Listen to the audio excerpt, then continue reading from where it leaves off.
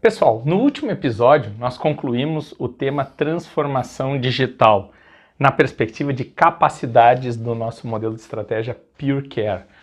Nesse episódio agora eu vou falar de talentos, o primeiro da perspectiva de recursos. Recursos, talentos, parceiros e liderança.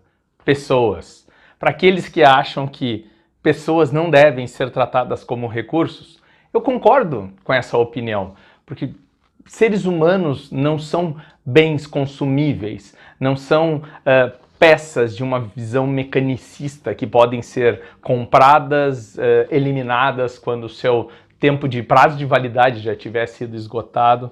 O ponto aqui é que eu trago recursos, porque vocês vão ver que quando eu trato de seres humanos, eu trato dos recursos intrínsecos do indivíduo.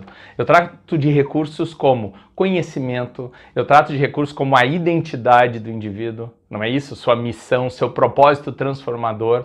Eu trato de habilidades, eu trato de estados emocionais, eu trato de rede de relacionamento. O ambiente em que ele circula, em que ele tem acesso.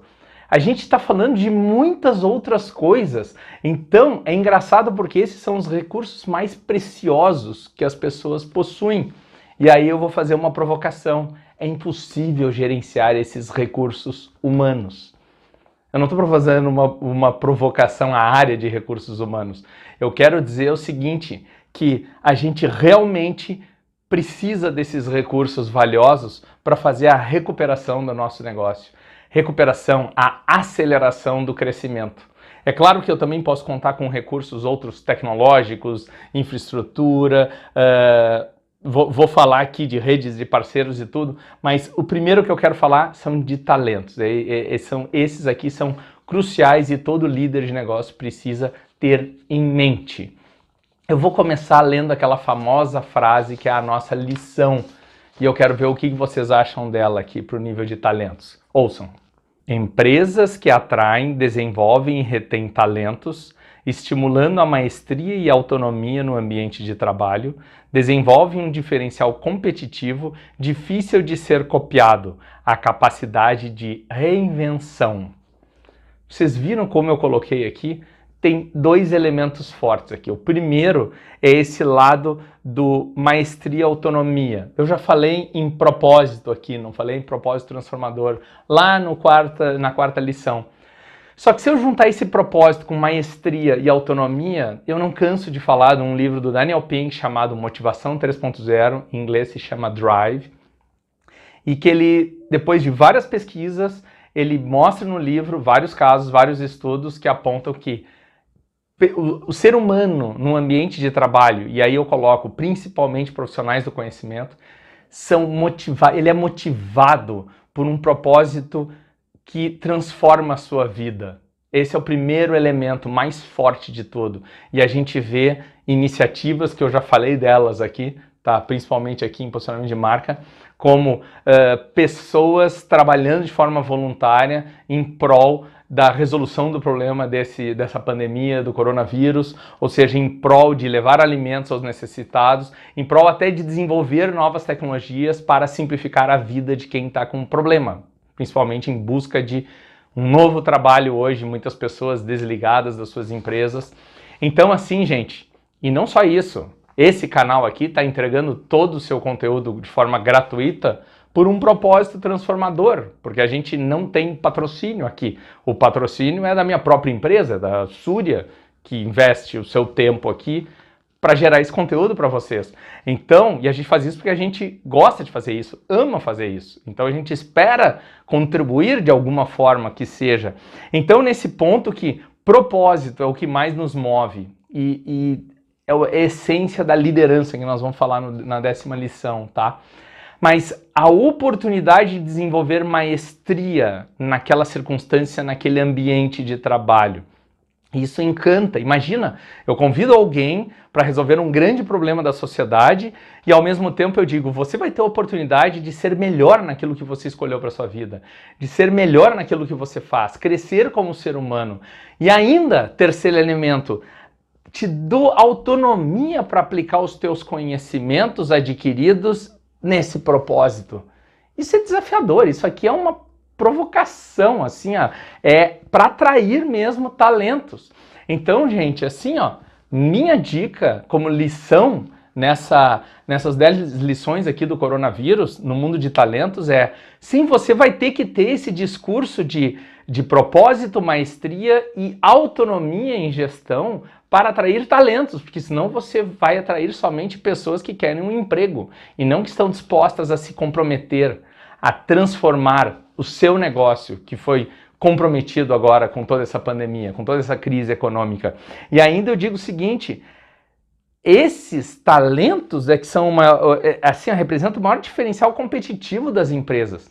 Imagina um conjunto de pessoas incríveis trabalhando de forma colaborativa, com transparência, num ambiente psicologicamente seguro, que viabiliza experimentação e aprendizagem. Nós nunca antes vivenciamos um cenário como esse. Então, gente, pensem. Não tem em livro aqui a receita de bolo para resolver esse problema de crise econômica agora, pós-pandemia. Nós vamos ter que experimentar e aprender. Então acabou aquele modelo tradicional de planejamento, controle, previsibilidade, mundo linear. E a gente precisa de talentos que nos ajudem a reinventar o nosso modelo de negócio, repensar nossos produtos e serviços, focar no cliente mesmo, tentar simplificar processos, reduzir custos. Não é só a alta gestão que vai fazer isso.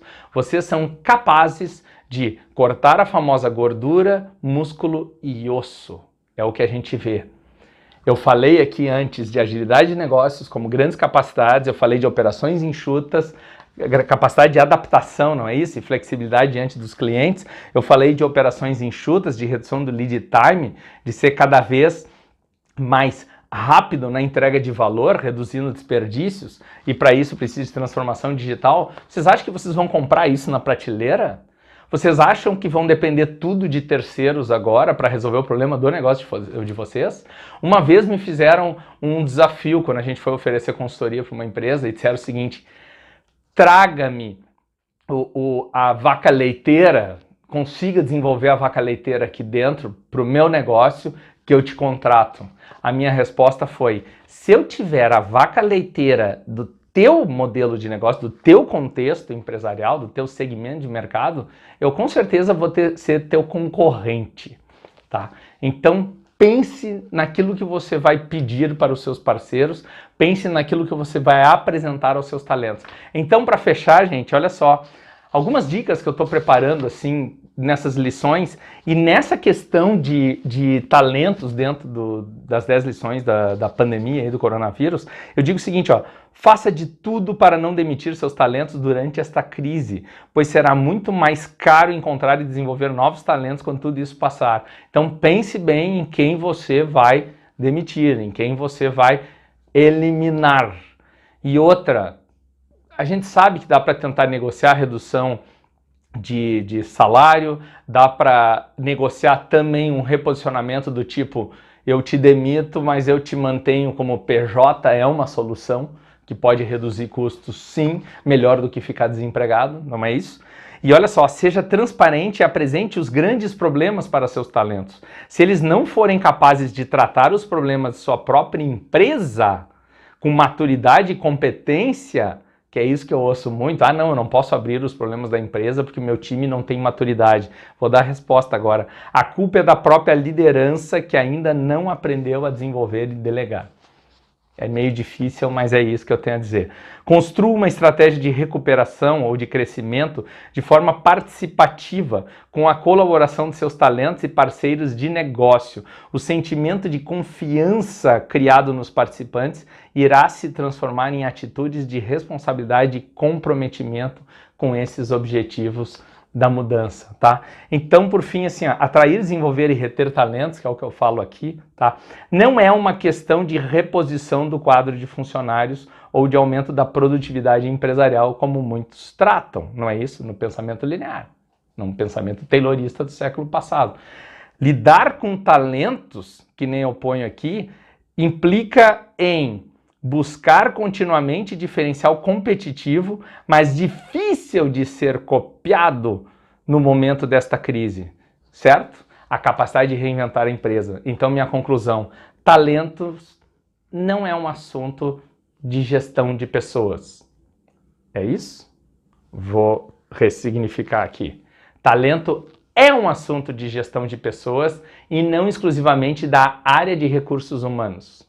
Gestão de pessoas não pertence só ao RH. Gestão de pessoas é de toda a liderança da empresa.